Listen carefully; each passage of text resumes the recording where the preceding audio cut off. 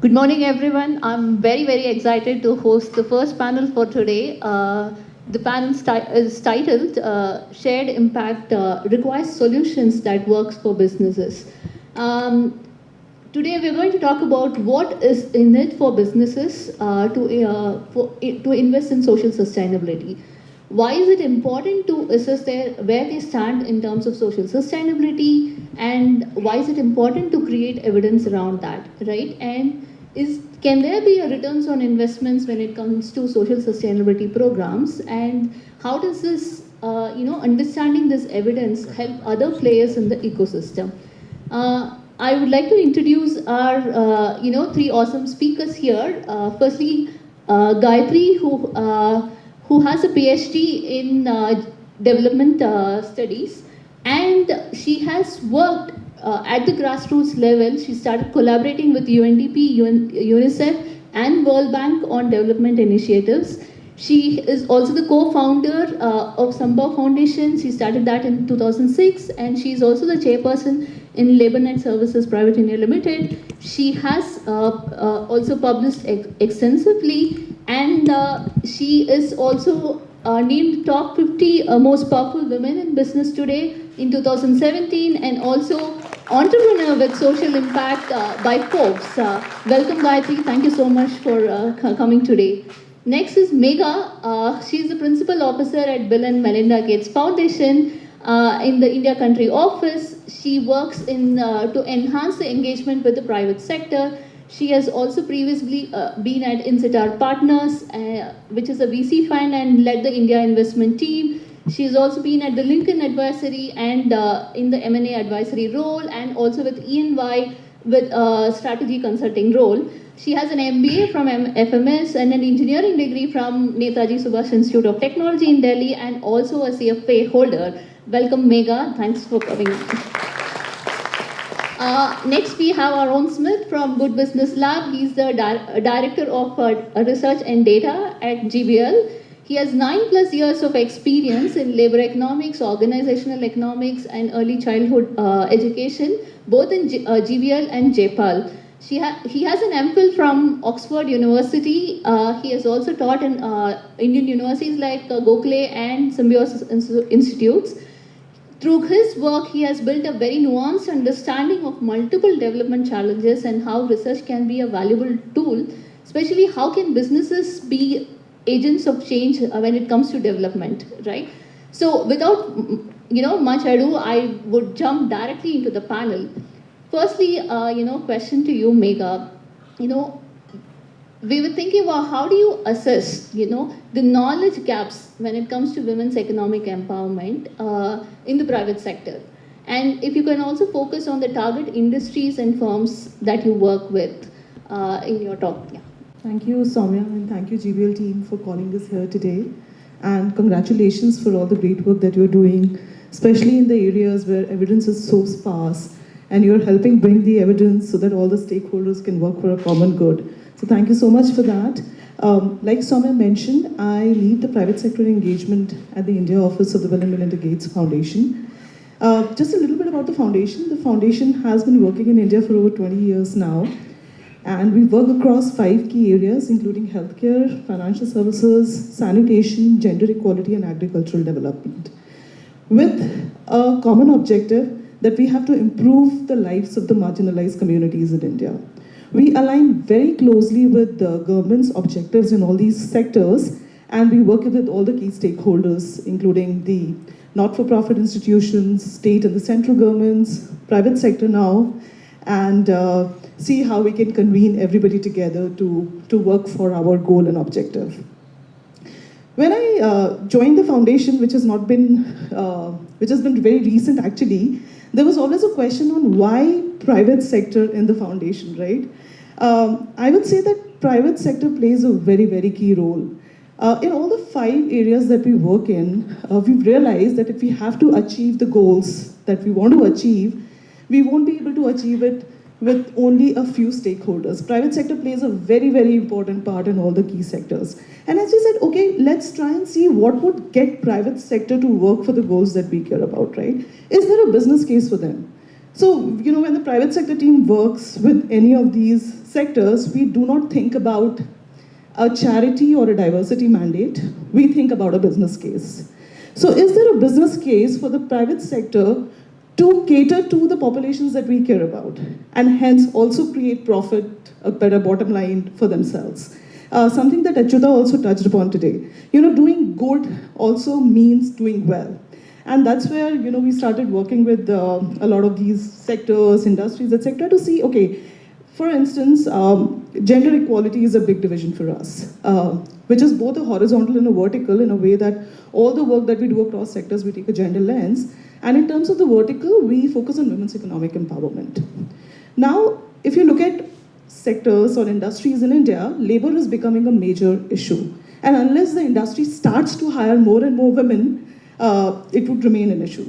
So we said, okay, let's start and work with key employers in India to see if we can create evidence on a better bottom line or a top line if they hire more women into the workforce.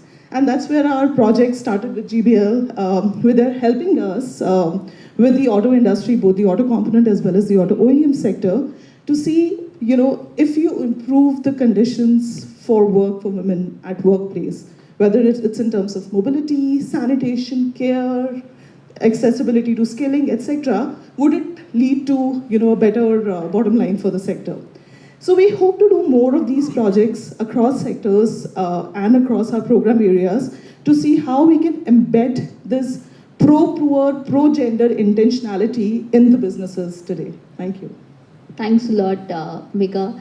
So my next question is to Gayathri. Megha talked about working with key employers, like the big ones to start with, because change is easier to implement from there.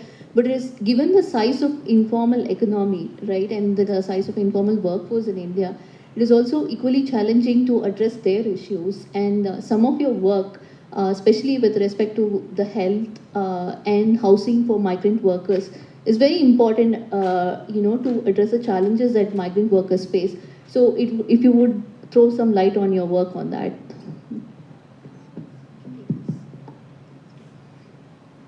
So first, thank you for inviting me into this interesting discussion. So I'm going to use both my hats at this point and talk from that perspective. So LabourNet, coming down to crass, to use it in a very, very colloquial word, is a middleman, right? It's a third-party aggregator, and then, of course, we want to upskill and we're a social enterprise. But bottom line is we bring workers and we payroll them. That's what we do, right? And auto is a major sector that we've sort of built over the last 5 to 7 years, and more so in the southern belt. So that's the Karnataka, Tamil Nadu belt, and up to a point in the Pune belt. These are the two belts that we work in. And this is true for workers, and more so for women workers. Is housing, in my mind, is absolutely absent in any conversation at all. And it's a problem of whose responsibility is it? The state, because most industrial estates, and auto I think is one of them, but all industrial estates now with the deliveries, the whole logistics boom in India, the logistics hubs have the same issues. They're mostly in village areas. So there is a jurisdiction area, and therefore housing is a major problem. So we started with construction site and then looked at industrial estates to see what does it take to look at rental housing. What does it take? Is it a construction issue? Is it a availability issue? And if so, what? Governments are realizing it. I know Tamil Nadu with Foxconn is trying. Similarly, Andhra is trying a little bit. I know in UP they're trying. But I think these are all, we need scale here. I don't think the problem is not about design. The problem is known. The problem is for us to come together and solve for it. And housing is a major issue. There's no going away from it. As far as workers' ability to pay, so we've done both where we have workers pay for it, as well as where we've looked at subsidy coming in from the company and the worker. We've done a variety of models because we run hostels for about 1,000 young people, of which about 600 are women and the remaining are young men, and it's actually not viable. It's not financially viable unless you reach a 3,000 mark. So there is a financial element as to we have to face that. 1,500 in certain regions, etc. The second problem here is when it comes to women and housing, there is a problem of the community where they're located being open to give, because they're worried, are these loose women, they're going to be single young girls whose responsibility is their security, whose responsibility, so morality, security are all issues that we've come through, and I think we need to address it. There is no right or wrong, it's just the way it is. We have to face it, we have to address it and move forward. On the health side, I worry even more, because what has happened is the number of people coming into general staffing, which has PF and ESI, is going down. The number of apprentices and now internship which will come, which will mean they do not have access to healthcare. But on the other hand, the investment into wellness, the whole wellness clinics, upgradation of primary healthcare centers, aggregation of primary healthcare centers, which Tamil Nadu was a forerunner, Odisha did it now, UP is also thinking of that model there. We need to think through, saying, can migrants access healthcare, and if so, how? And what does it mean, right? Because ESI is out, which means you're going to move towards the primary healthcare subcenter, tertiary hospitals. So we need to decongest the tertiary hospitals, ensure that they have access to primary healthcare.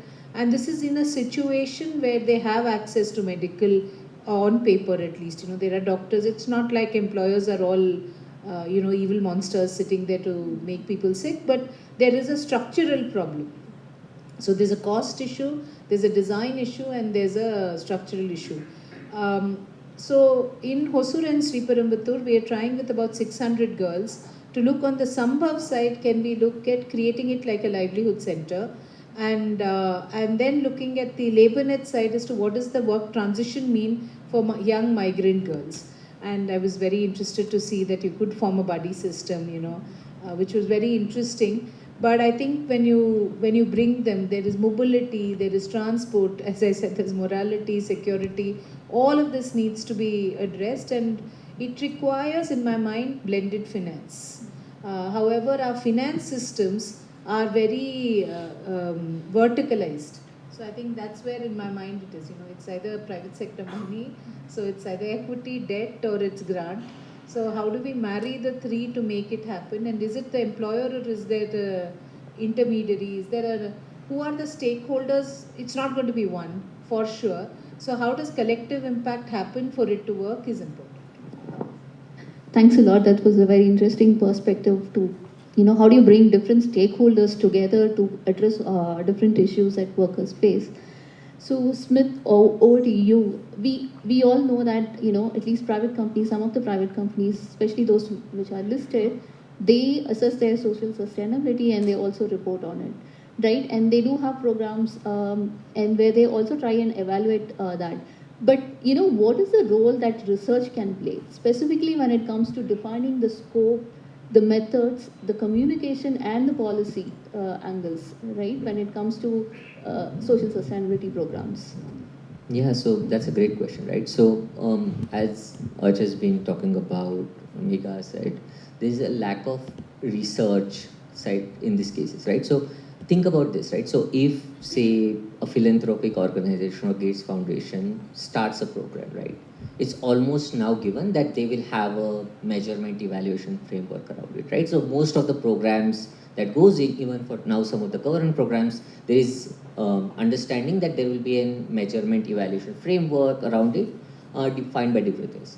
But that's not how people will think when they are doing some policies within businesses, right? So they will have a policy rolled out and they would say that we'll see how it works, right? So not rigorously testing it, right? So philosophical level, once you kind of have this two ways to look at it, where if it's government program or philanthropic funding or other funding, you immediately think that M&E becomes part of it.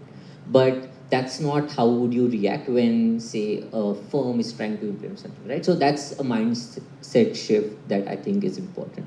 Secondly, coming to what to do, right, about these things is think about anybody who is running business, they realize that there are too many competing priorities that they have to deal with, right?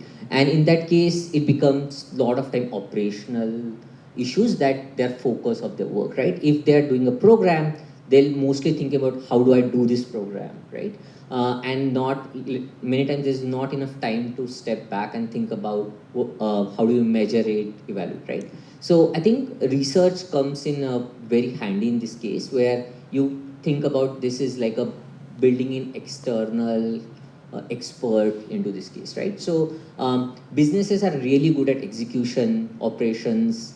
They have on-ground knowledge about issues, what is going on that, right? But kind of bringing in experts will kind of actually bring in some of the structures and learning from other settings, right? So kind of how do you measure? What do you measure, right? And how do you bring things together, right? So Urch mentioned some of the results from our studies, and that means businesses will have to do something new where they're kind of measuring mental health of their workers, right? And sometimes businesses are not equipped to do it because that's not their mandate, right? So that's where some of the expertise of researchers will come in to kind of expand some of the measures. A second part is actually for businesses to use their own data better, right? For example, businesses generate tons of data, but their usage of this is very operational in some sense, right? If you're measuring productivity, you will restrict to saying that whether my targets were met and move on to next day, right?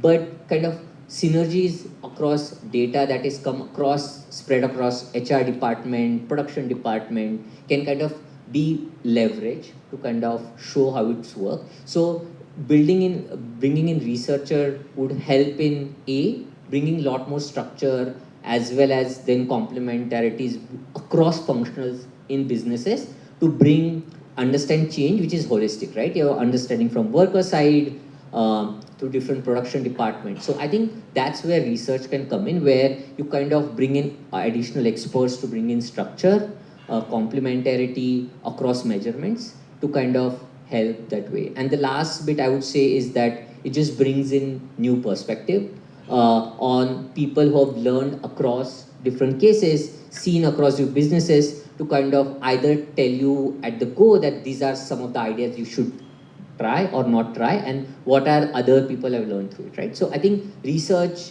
where a lot of communities in governments or philanthropic foundations are learning across projects across the world, same should be happening to the businesses, but in more structured manner. Thanks a lot for bringing the perspective of how research can help in the social sustainability initiatives. Now, before I move on to Megha, I want to pose the second question to Gayathri, specifically because employability is the huge issue in India, right? And we know that there are industries which say that, oh, we have so much of shortage of labor, and then there are workers who say that I don't find job opportunities that I'm interested in. So your program, specifically from where you take from the certification to the job roles in the informal sector specifically, is very important, I feel, given the current situation in India. So your platform integrates the employers as well as the workers. And then how do you assess your platform's effectiveness from the workers as well as the employers' perspective? And how do you take this to more and more informal players, right? This is what we want to understand from your work and your experience. So let me start by saying I'm not sure. I think platforms are hugely overrated. The problem is fairly basic, actually. The problem is that we have a large number of first generation learners. So their parents have seen education as the panacea. What possibly in many of us would have been one generation or two generation back has been the huge transformational change that India has seen. And let me go to Friday, Saturday. I was in Delhi, Noida, and then in Jaipur. Every single young person is saying कि सरकारी नौकरी के लिए they're trying anything, one or the other. And this is true across India. I'm just picking because I was there on the weekend. So the security that government jobs give is the panacea that we sold. Now we're in a situation where they have to say, okay, the private sector job that they're coming up is going to be in the range of 11,000 to at max 20,000. Okay, that's the range you're going to come with. So it's a fundamental economic problem. So the parent is looking at him and saying, this young boy or this young girl, I earn. They look at family income. They're saying I'm earning 25 to 50,000 as family, and some of it is joint family, some of it is individual. A lot of it is they calculate joint family. They do not calculate individual. So after education, are you going to get 11 to 20? I mean, after you do an ITI, after you do 12th standard, after you're doing, whether you're doing correspondence or graduate, you have 1,000 plus universities. You have, a large number of ITIs, engineering colleges, etc. This is the question, and this is the problem. So it is not a platform issue or things. You need the platform to function, which is in my mind, an innate for an organization. But at the outside level, the problem is the mismatch of expectations. And then I really like the question of soft skills, right? It is not soft skills actually. It is life skills. And let me just reverse it, right? If in this room, if I put up the hand and say, how many of you can take water from a hand pump? How many of you can go to a joint toilet? You do not have the life skills that they have, right? But we have life skills in the shop floor we require, which is listening, communication, understanding logic, understanding things, which the school education and college education and ITI education hasn't given. So the gap is there. So our effort has been to fill the gap on both sides. Is there a way to do it, and what is it? And that's the, I would say that's the dance floor that we are in, which we've relabeled it as a Sahi platform. But it's the Arangetram that we have to do in order for us to solve it. So it's that journey of the Arangetram, which is, I think, what organizations like us have to do, and in my mind, India too has to do. Thanks a lot for bringing your perspective. It's still an ongoing challenge, right? And we are all trying to figure out this challenge. Is what comes up. So, Megha, to you, what are some ways that you develop and anchor your learning agendas collaboratively with the private sector, right? And in your experience, what is the private sector prioritize when it comes to M&E frameworks? And with respect to gender and equity issues, if you can throw some light on that. Sure.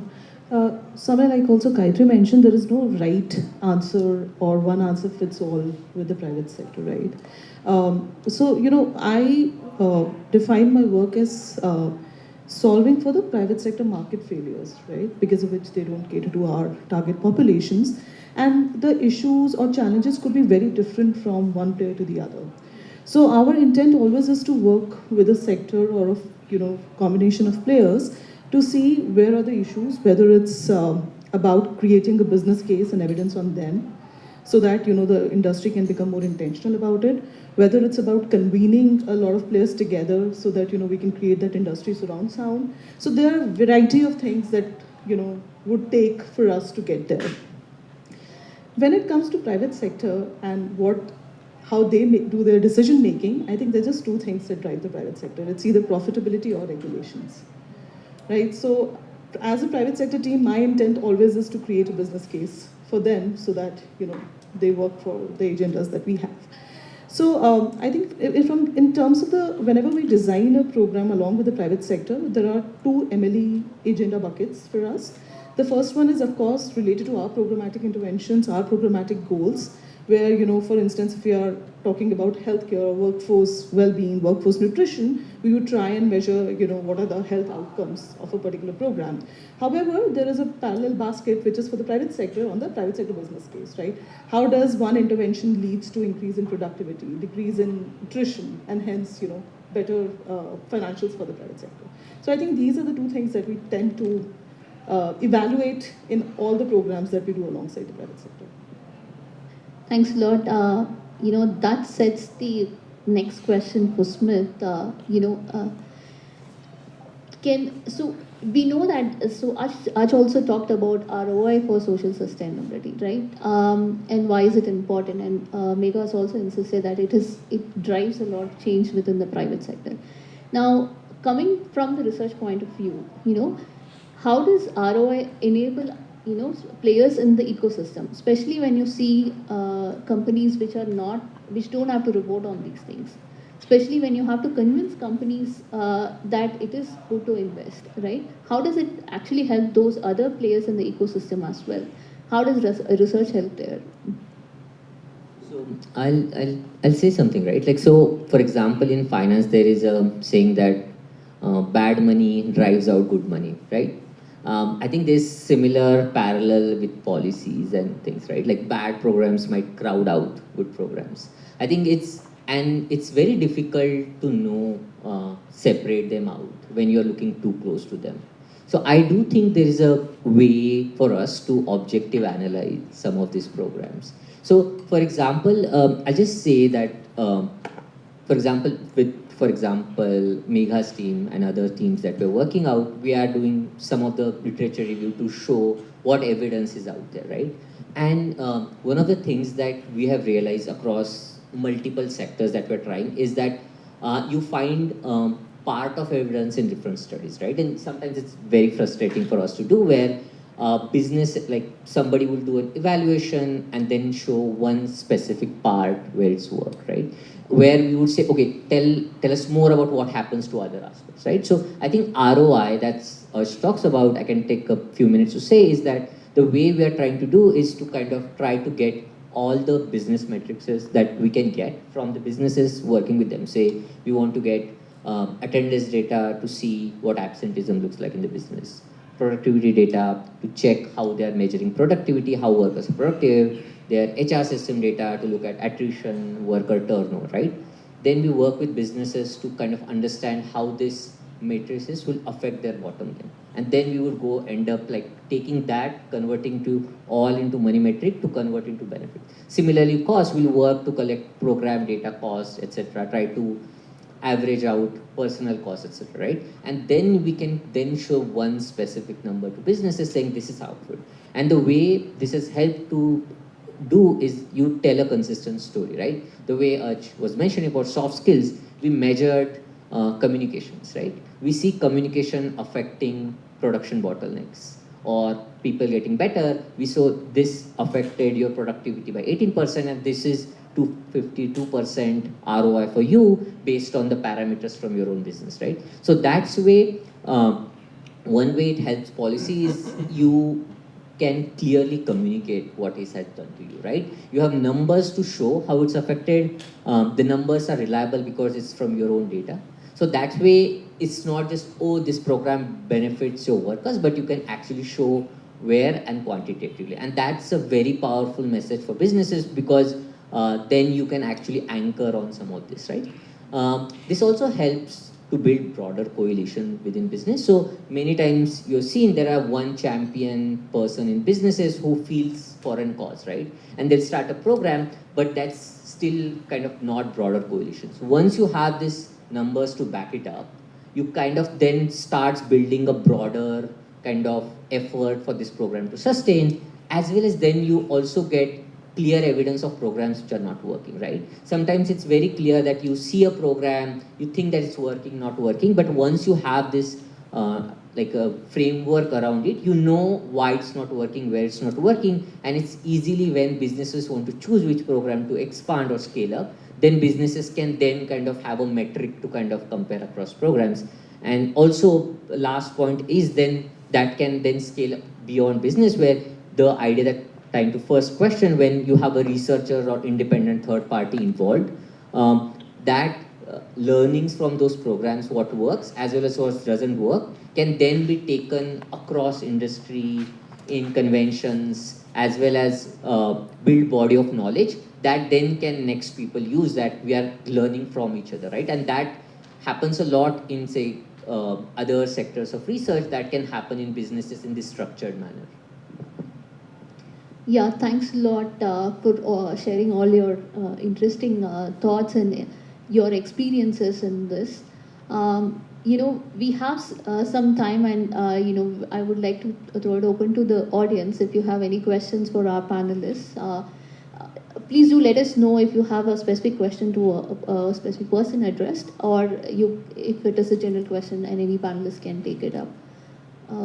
Yeah, over to you.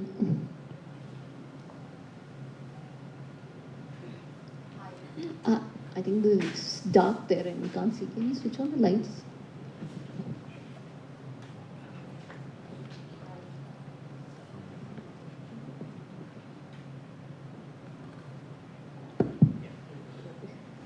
Hi, this is Shruti Goyal from Upaya Social Ventures, and congratulations GBL team for putting this really useful panel together.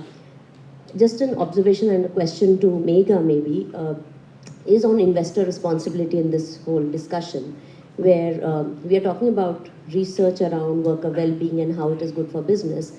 And one element that we see as investors in early stage companies is when investors push for good business metrics, good worker well-being data beyond compliance.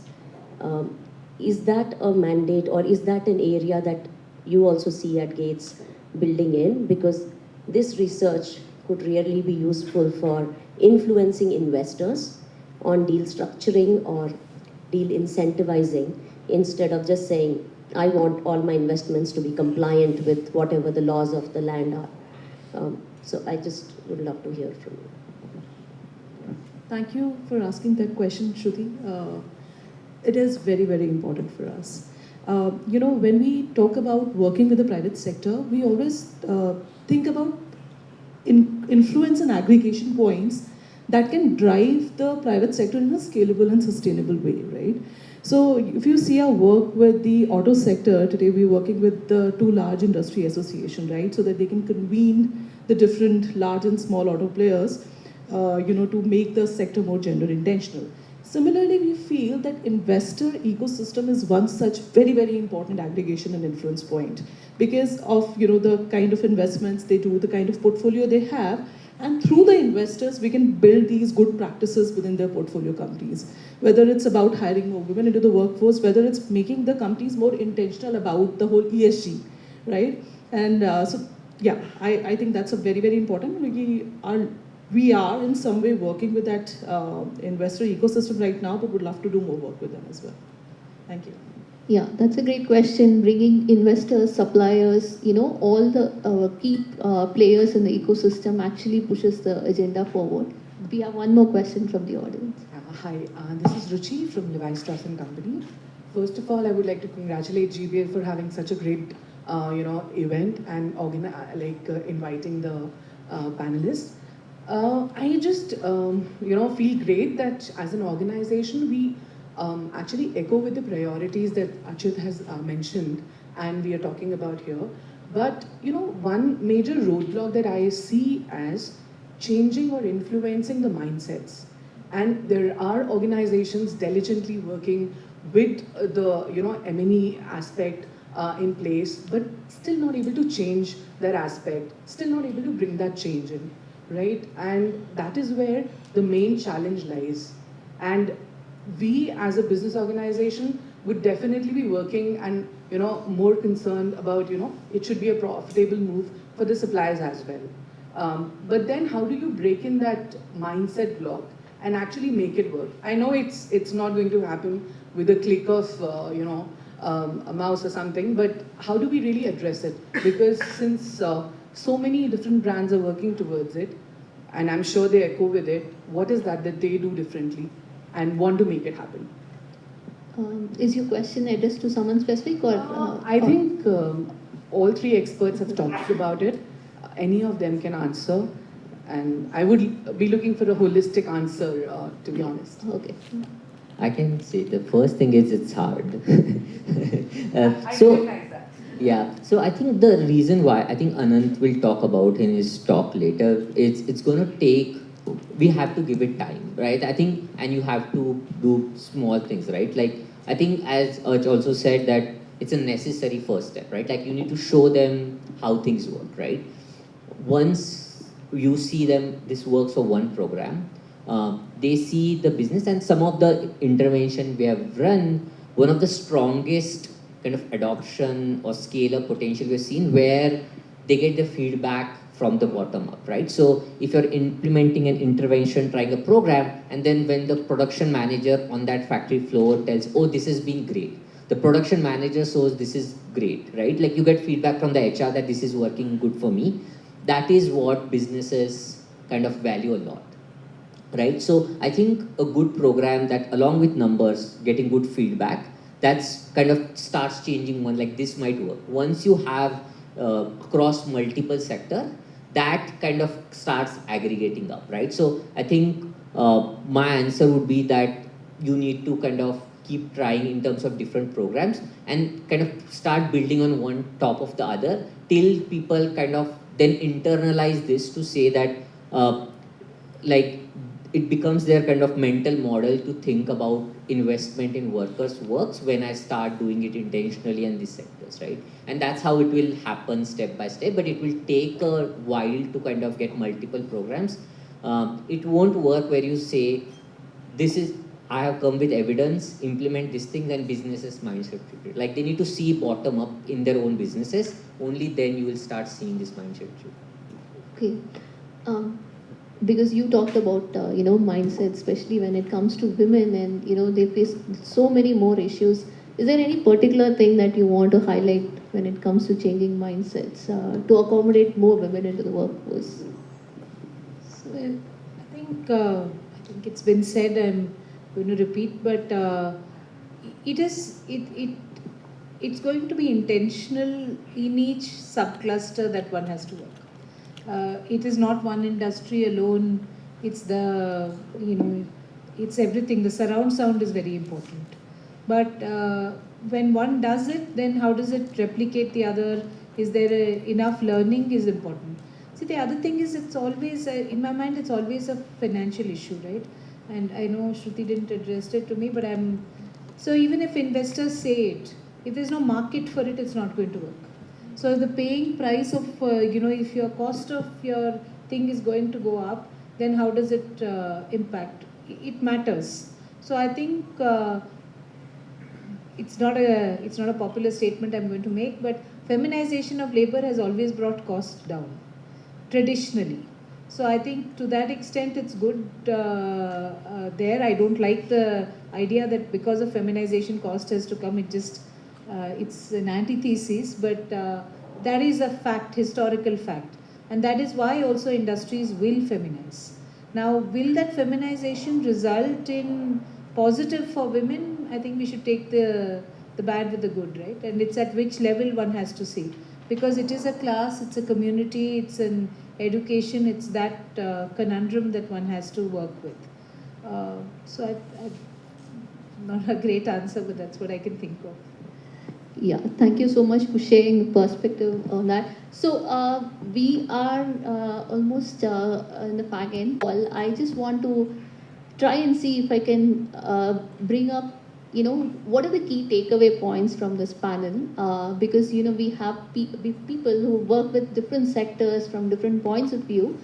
So, after hearing you all, my first takeaway would be, there needs to be, when you especially look from the informal sector, right? There needs to be different issues that you need to solve, and it's not just in the workplace itself. It's beyond the workplace also. Like for instance, even housing, solving a housing problem. Like for instance, as Gayathri mentioned to me earlier that even if an employer pays a small deposit for the advance for the house for the rented house, even that makes a big difference for informal sector workers, right? And if an employer facilitates the access to health even outside the workplaces, right? These small steps that they can take actually makes a big difference, especially when it comes to very poor, marginalized communities and migrant workers. That's one thing. And then we are also looking at, where, especially from the women's, from gender perspective, we have these norms that we have these attitudes, gender norms and practices that constrain women a lot more. And it is equally important to make employers become, understand this, have that intentions bring into the businesses, and then try and see how their small changes in the policies can actually make it very better for women, and also have not just allow women to enter the workforce, but also to try and continue throughout their even reproductive years, like they don't go out of the labor force. That's very important issue. And it's not just businesses, right? There are a lot more other organizations, like from the research side, from the grant side, from players like Sambhav Foundation, who bring different perspectives on what are the different issues that the workers face and the businesses face, and how collectively we can solve this problem. And it's not just a blending of different organizations, but blending of finance also, right? Which is important. Sometimes, it's not just always the government has to solve the housing issue. The businesses have to solve this issue at the workplace, but collectively, how we can all come together and also pass our learnings from, you don't keep it within your organization, but you also pass your learnings to other organizations, so that replicability becomes easier, scale up becomes easier, right? I would say these are my key takeaways from this panel. Again, I really thank you a lot for coming today and sharing your thoughts and experiences with us. And we are also excited for the rest of the events for the day. Thank you so much. Thanks, everyone.